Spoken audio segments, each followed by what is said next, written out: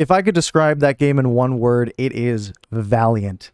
After not playing for 3.5 weeks, battling COVID-19, a tough respiratory illness that hit almost every single player on the Canucks team, having games rescheduled over and over again, having 8 players missing from the lineup that could have been in, the Canucks come out.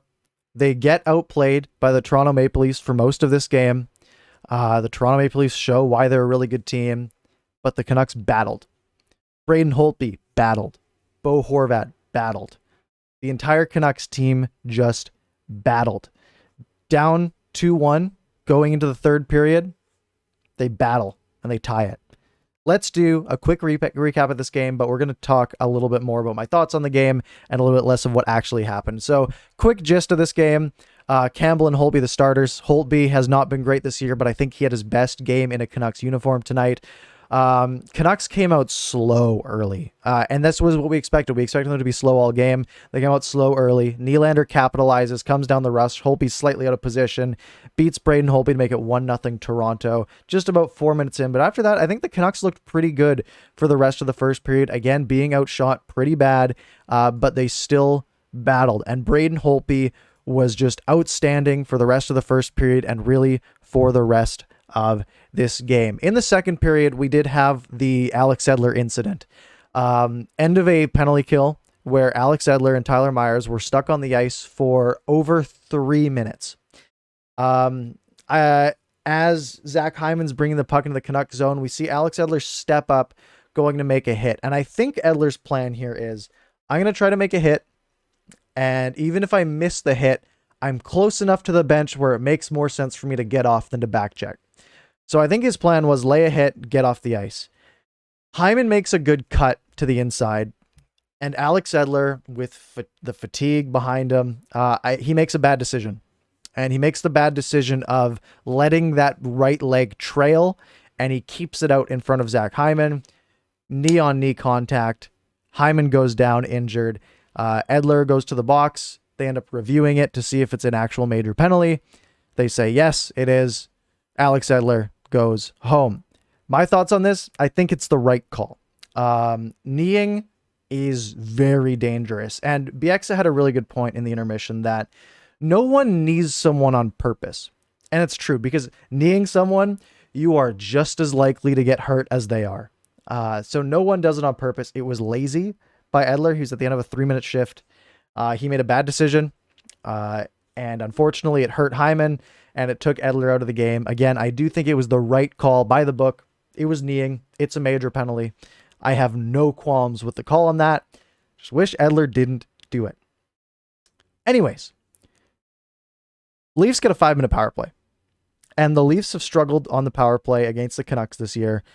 And man, they struggled on this one too. And I said, I was live during this game, and I said, look, if the Leafs don't score twice on this with how slow the Canucks are, that is a huge indictment on the Leafs power play. And they didn't. They didn't score until there was 19 seconds left on that power play.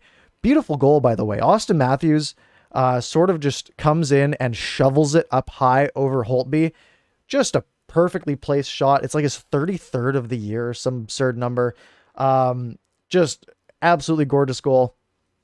But again, only 19 seconds left on that power play. Refs didn't even see it go in, but it was in. But again, late in the second period, Canucks are battling, trying to keep it close. And Bo Horvat comes in on the rush. Quick little short side shot. A great play by Hoglander to play it up to Horvat. Horvat then beats Campbell short side. Maybe should have had it on Jack Campbell's side, but didn't. And the Canucks are only down 1 going into the third period. And we're talking about this on my live stream, that this is a win already for the Canucks, right? If you're able to keep this game close, even though the Leafs were the better team, you're still keeping the game close, keeping yourselves in it and battling. That's all you can ask for from this team at this point. So we go into the third period, a little bit of back and forth. Braden Holtby is just standing on his head as he was all game tonight. And with 8 minutes to go in the third period, Nils Hoglander ties it. And man, Jalen Chatfield, what a play. He comes in, he gets a pass from Bo Horvat across ice to sort of the short side to the near side to Jalen Chatfield. And he has all the time in the world to shoot. There's no one in his way. He's got a clean look at Jack Campbell. They're making eye contact, but he puts it backdoor to Nils Hoglander, who shovels it kind of into the skate of Campbell and then is able to get his own rebound and shovel it home to tie this game at 2. Nils Hoglander, absolutely awesome to see him score one. And it's 2-2. We're tied, and the Canucks are right back in it. And now I'm starting to get those sort of like jitters, and I'm thinking like, I came into this game not caring about what the score was, just hoping to see my team perform. And now I'm like, man, they could win this thing. They could actually win this thing. And then 5 minutes to go in the third period, Jace Howerluck tips a point shot from Quinn Hughes off the bar. Oh, and he thought it was in, but it wasn't. And then with 19 seconds to go, we see the Leafs probably score. Matthews takes a shot. It goes off of the crossbar and then the far post. So he gets double posts. It falls down. Mitch Marner tries to smack it in. Holtby kind of slides and throws his body into the post and just sort of hugs, like sort of puts the shoulder blades back in his arms and just hugs around the post just to try to keep the puck out and hope that it doesn't sort of fall in. There showed one replay from sort of like the bench area, almost that camera. It looked like it should have been in, but again, we never see it go in. We see the overhead view. We never see the puck once it gets by the line. So we don't know. Ref on the ice called it no goal. He was right behind the net, so you'd think he would have seen it fall in if it happened before Holtby sort of hugged it. I think it probably went in, but if no one on the ice saw it and the cameras can't see it go in, you can't call it a goal. So it is 2-2, and we go to overtime. Canucks get the puck early in this overtime, and they just keep it. They keep possession. Basically, Horvat or Miller, Besser, and Hughes start the overtime. They get possession. They get a couple decent chances. Miller gets a shot, breaks Matthews' stick. Puck comes down the ice. Holtby goes out to get it. Both teams change. So it ends up being Horvat out on the ice. He gets a pass up. He's sort of got a partial breakaway. Basically, he's coming down the left wing, and there's a guy sort of beside him. But Bo has basically time to get a shot off, and he takes a quick snapshot. It's almost an identical play to his first goal. He sneaks it again short side under the arm of Jack Campbell. He probably wishes he had that one as well.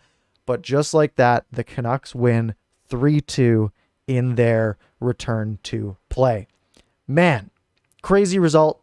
And this team battled. Again, like I said, a valiant effort. Let's get into the pluses and minuses on this one. And we've got a lot of pluses. Big plus of this game is Braden Holtby and his few saves that he made. There was a play where Galchenyuk got a pass across during this 5-minute major that the Canucks were killing off. Galchenyuk gets a play, wide open net, and Holtby slides over and absolutely robs him. The big save, though, was Wayne Simmons gets a pass, and he's coming in towards the net. Holtby sticks the stick out, gets the poke check, which pops the puck into the air, falling into the net as Holtby's falling back, and he full windmills, kicks the puck out of the air to keep it out. What a save. This game was vintage Braden Holtby. Excellent save there. I want to give another plus to sort of the whole Horvat line, Horvat, Hoglander, Pearson. They got a lot of ice time tonight, and I think they all had a very good game. And that's even disregarding the fact that they scored all 3 goals for the Canucks, because I had this written down just as like they were dominating play most of the time. They had the puck in the Toronto zone a lot, and that was pretty noticeable that they were probably the best 3 players for the Canucks tonight. Pearson looking good after that nice little chunk of change he makes from his contract extension. The biggest one, though, is the battle level. And I keep saying just how valiant this effort was. Just the Canucks battling over and over. Battle a virus for 24 days, battle back, and at least come back and play. Toronto Maple Leafs, the best team in Canada, taking a solid lead on you and outplaying you all game, battling back, tying the game, winning the game in overtime. Just battling all day. The penalty kill gets a big plus for me as well. Again, only allowing the 1 goal on that 5-minute major, and it was just a sick goal by Matthews. Also, I do want to give another shout out to Matthews for that play where sort of the puck was coming into his skates as he was skating across the crease, and he kicks it up to his stick and smacks it, and it's saved by Holtby. Unbelievable play. And the biggest plus, the boys won. The boys won. 2 points. We're coming, Montreal. Let's go. Playoffs, baby. Some of the minuses, the fatigue was clear. And it was clear early on that the Canucks were slower than the Maple Leafs. Especially, and again, I'm not trying to this isn't like a negative thing. I'm not saying man, the boys really should have had more energy. It's just, it's fact, right? The Canucks were not as fast as they have been. And it really stood out. Brandon Sutter, I know, had COVID pretty bad, and he was saying he had like 10 symptoms at once. You could tell he's not 100% yet. And again, nothing against Sutter. That's 100% understandable. Just it was clear that some of these guys weren't 100% ready to go. But again, the fact that they battled is honorable. The Alex Edler hit. And again, we went over to that talking about the knee. I think he deserved it. We'll see if there's any supplemental discipline from the league. They were showing some historical knees that we've seen, and usually they're a game or two. So the Canucks might be without Edler on Tuesday. And I think if the NHL's smart, they'll say, okay, you're out for the games against Toronto, and then you'll be back. I don't know if they play once or twice more against Toronto. Canucks, let's see. They play against Toronto on Tuesday, and then, then they play against Ottawa. So I could see him getting maybe one game, maybe two, just to sort of prevent anything from boiling over on Tuesday. I think that would be fair. Tyler Myers played 30 minutes in regulation. Good for him, but that's a minus in my eyes. Again, Travis Green said we're playing to win, but that's a lot of ice time after coming off of COVID, and the fact that the Canucks were definitely outplayed tonight. But Braden Holtby made it, so that didn't matter. And being outplayed, again, is a minus, but relatively, I'm not angry about it. I'm not upset that they got outplayed because they're coming off of COVID, and it makes a lot of sense. Game pucks in this one. The first game puck goes to the entire Canucks team.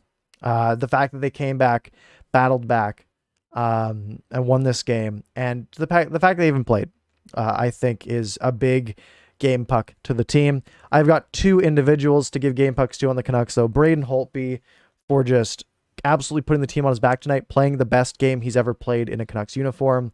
And the other one's Bo Horvat. He scored two of the goals for the Canucks. He was a force out there. He was a true leader tonight.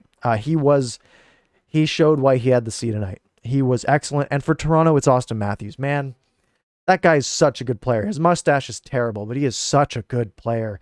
He's got like 33 goals in 40-something games this year. That's absurd. He's on pace for like 60. Crazy. This is the first time we've done a post-game recap in 3.5 weeks, like 24, 25 days. Good to be back at it. I am glad the team is playing, even though, might not be the best that they are playing, but I am happy that we had some Canucks hockey to watch tonight. Let me know your thoughts on the game down below. And of course, don't forget to check out Canucks After Dark tomorrow night, Monday night, 10 p.m. over on the Canucks After Dark YouTube channel. You can click on the card up here. You can click on the link in the description. Go do all that stuff. It's a lot of fun. It's going to be a lot of fun tomorrow. Anyways, I hope you guys have a good night. Enjoy your week. I'll see you tomorrow.